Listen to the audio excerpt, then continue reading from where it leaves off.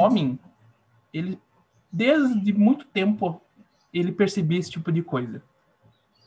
Ele sabia que tinha uma força maior que estava ajudando ele e protegendo ele. Ele sentia isso. A primeira coisa que vinha para o homem é o sentimento intuitivo, que os espíritos falam lá no livro dos espíritos. A primeira coisa que vinha de Deus era a gente sentir a presença dele. Nós sentimos que tem sim algo maior que a gente e que está protegendo a gente. E o homem fazia rituais para agradecer, só que ele não entendia, ele não tinha o entendimento que a gente tem hoje em dia sobre Deus, né? Imaginava um animal, alguma coisa ali e passava a adorar aquilo. Tinha uma outra coisa muito interessante, eles já viam os espíritos já. Então, a humanidade, desde que o homem era homem, existia médiums, existia mediunidade. Mediunidade não foi criada, não surgiu quando surgiu o espiritismo, não, gente. Ela sempre existiu. E esses povos antigos aqui, eles já viam os espíritos. Às vezes eles viam esses espíritos ajudando eles, ajudando a tribo deles. E aí eles passavam a adorar esses espíritos achando que eles eram deuses. Coisa que vocês... Pode falar. Você acha que parte, pelo menos algumas coisas dos espíritos elevados que vieram aqui para a Terra nessa época e ajudaram, por exemplo, como fazer o fogo, né? Invenções assim, que a gente depende disso. Você acha que grande parte delas foram os espíritos que ajudaram? Sim. Ah, vou inventar a roda. Não que quem estava inventando a roda descobriu o fogo. Não que ele não fosse um espírito que estava evoluindo, que tinha inteligência dele, mas ele teve sim ajudinha, sim. Inclusive, quem descobriu o fogo podia ser um espírito muito evoluído, com uma capacidade de observação muito desenvolvida, que levou, né, ele descobriu isso e levou para a tribo dele ali e foi espalhando esse conhecimento. Ou às vezes podia nem ser um espírito encarnado, né? Às vezes um desencarnado ali na influência, que nem ele falou, nem na intuição, ou até ou até na mediunidade. Exatamente, também. Exatamente. Inclusive, sei lá, ele tava passando ali ele tava passando do lado da árvore, aí cai um raio ali. Vamos supor que aconteceu isso. Caiu um raio e pegou fogo. Esse fenômeno, ele pode ter sido causado por espíritos responsáveis pela natureza, por esses fenômenos atuais, que tem também. Deus, ele encarrega, todo mundo trabalha no universo, ninguém fica parado, não. Então, sempre tem um dedinho ali do mundo espiritual conduzido por Deus. Aí lá no livro dos espíritos, tem lá a pergunta assim, que Kardec faz para os espíritos. Ó, tendo se produzido em todos os tempos e sendo conhecido desde as primeiras idades do mundo, não haverão os fenômenos espíritas. Então, por exemplo, os fenômenos espirituais contribuindo para a difusão da crença na pluralidade dos deuses. O que ele quis dizer? Eles começaram a ver esses espíritos começaram a ajudar eles, aí eles olharam, nossa, vocês são os deuses. Então, isso que foi acontecendo.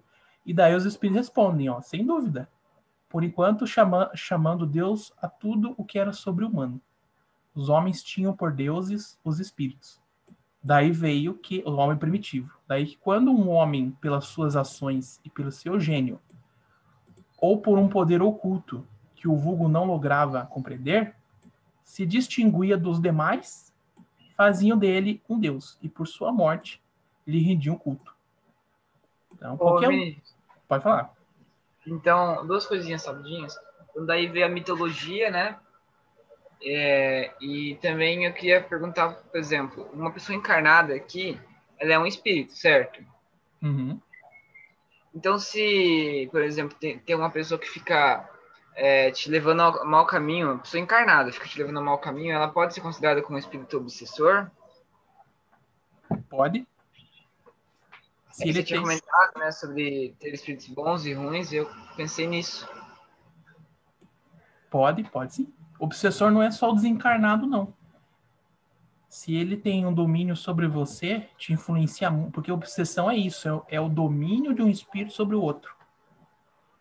Isso é obsessão. É a definição de obsessão. É um espírito quando ele domina o outro. Então aí pode ser um espírito desencarnado e pode ser um espírito encarnado. Então acontece esse problema, você tem.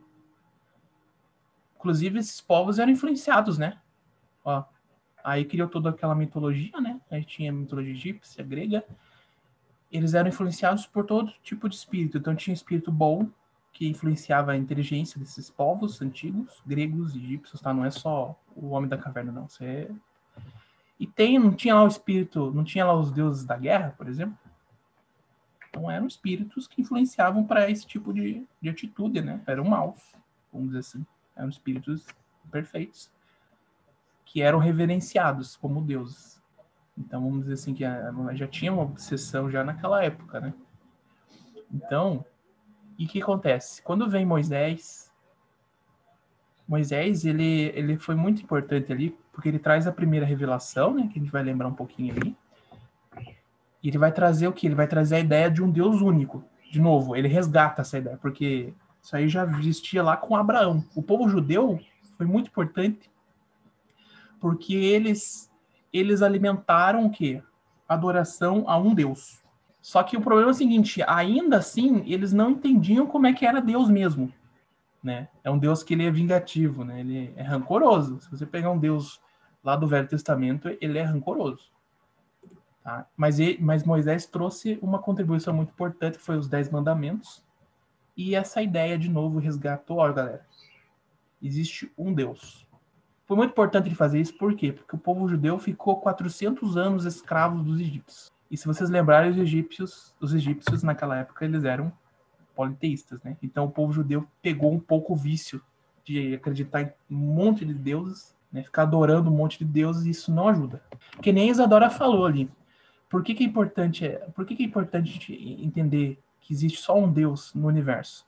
Vocês lembram que ela falou ali que se existisse vários deuses, a gente ficaria perdido? Né? Como é que o universo vai ser governado por 1 milhão de deuses diferentes? Né? Quem que eu vou adorar? E esses deuses ali, se vocês forem ver, na mitologia grega, por exemplo, eles são muito parecidos com os humanos, né? São quase iguais a gente. Um problema que vocês podem ver, vocês lembram do filme Vingadores? Né? Cara, o vilão do filme, ele consegue ter um poder... Olha, os Vingadores. O Thanos, cara, ele tem um poder de Deus, né? Quando ele consegue a luva, não é verdade? Só que se você vê o Thanos, o comportamento dele não é um comportamento de um ser humano, de um espírito imperfeito, né? Ele tipo, o cara é vingativo, o cara né? Ele quer poder, né? E o que ele faz quando ele consegue ter um poder ali da luva lá? Ele usa para fins egoístas, né? Para o que ele achava que era melhor para a humanidade, assim, no filme. Né? Exatamente. Ele estala o dedo, né? E ele acaba com metade do universo. Então vocês imaginem, se não... Vocês entendem por que Deus ele é bom? Ele tem que ser bom. A gente não consegue imaginar um Deus ruim, cara. Porque senão ele ia fazer esse tipo de coisa. Aí a gente ficar vivendo num universo assim, não dá, né? Ia ser meio complicado. Que nem no segundo filme também, que o Thanos, ele muda de ideia. Fala, não, agora eu vou destruir tudo. Destruir todos os átomos desse universo e criar um novo do zero. Imagina também se de repente Deus falasse, cansei desse daqui, vou apagar aqui e criar um novo. Apagar esse arquivo e criar um novo aqui. É verdade. Então, aí ele já deixou de, ele não é imutável, né? E Jesus, ele vem e ele pega a ideia de Deus e traz ela na forma mais pura dela.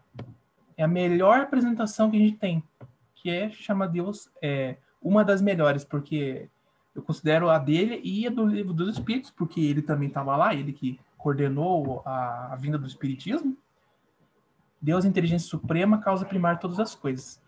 E Jesus, ele vai falar também que Deus é Pai. Então, desfez toda aquela ideia que a gente tinha, que o povo judeu tinha quer dizer, né, que nós aqui tínhamos, que Deus é cruel, Deus tem que ser temido, tem que cuidar com isso, gente. Deus não tem que ser temido. Muito pelo contrário. Né? Muito pelo contrário, ele quer o nosso bem. Então, enfim, a gente ama ele. E Jesus, ele vai ensinar uma coisa muito importante. Como é que eu faço para adorar a Deus? Como é que eu adoro o Deus do amor? Praticando o amor. Exatamente. Aí ele vai falar em espírito e verdade. Né? Como é que adoramos Deus em espírito e verdade? Pelo amor, pela caridade, pelas orações que você faz, a prece como uma forma de caridade para ajudar. Né? A gente agradece ele, louva a grandeza dele. A natureza dele é imaterial. Então, eu não preciso construir uma estátua para adorar ele, entendeu? Não há necessidade disso. É isso que Jesus quis dizer. Muitas passagens do Evangelho que Jesus vai falar assim, olha, primeiro vai perdoe o seu inimigo, depois você ofereça a oferenda ao altar. Ele dá mais importância para quê? Para uma coisa espiritual, que é o amor, o perdão. É a primeira coisa que ele vai dar importância. Então ele quer mostrar isso pra gente. A gente não vai levar nada daqui. Material. Nada, gente. Nada. O que a gente vai levar são as coisas espirituais, que são o amor, o perdão. Como é que eu me relacionei com as pessoas? Isso a gente vai levar do outro lado. Então Jesus, ele ensinou isso. Qual que é a minha relação com Deus e com o meu próximo? Elas estão ligadas. Fica essa pergunta pra gente, assim, sempre, todo dia. Como é que eu tô me relacionando com as pessoas? Né? Será que eu tô amando elas, praticando as leis dele? E aí vem o Espiritismo para reforçar isso muito, né? Ainda traz, traz todo o conhecimento de reencarnação, imortalidade da alma e leis divinas.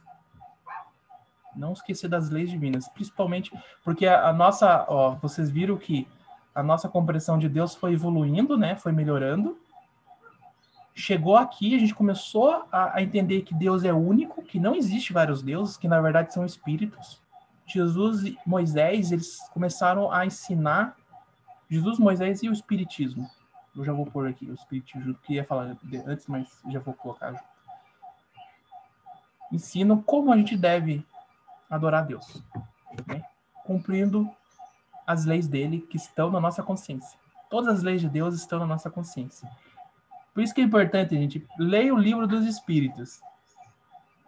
Tá todas as leis lá também. Tem uma parte do livro dos Espíritos que ele só vai falar quais são as leis divinas. Forma de pergunta, muito importante. Por isso que é essencial vocês lerem esse livro. Pegue esse livro e leia, gente. Evangelho do Espiritismo também, tá? Mas não deixem de ler, não demorem muito. Vocês vão aprender muita coisa e vai ser muito útil para vocês. E é isso aí, gente. Uma coisa interessante. Vocês falaram de deuses, né? O Ian Lucas falou, mas Jesus falou, vós sois deuses, né? Quando ele fala isso, se vocês forem ler lá, vocês percebem que o deuses está escrito com letra minúscula. Se vocês perceberam isso. Quando ele vai falar de Deus Pai, o Deus verdadeiro, maior, ele põe com letra maiúscula.